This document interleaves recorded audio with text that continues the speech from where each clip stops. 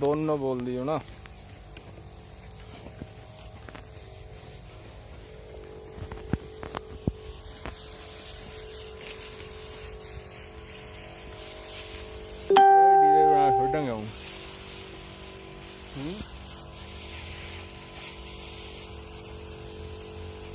नाम क्या भैया? नाम अश्वनी कुमार, गांव पपरसा, जिला मेरठ, डाकखाना दोराला, तहसील सरदना।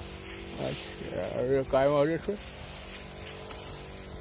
इस पे काय इस तरह भैया ये गोब्बे में हो रही।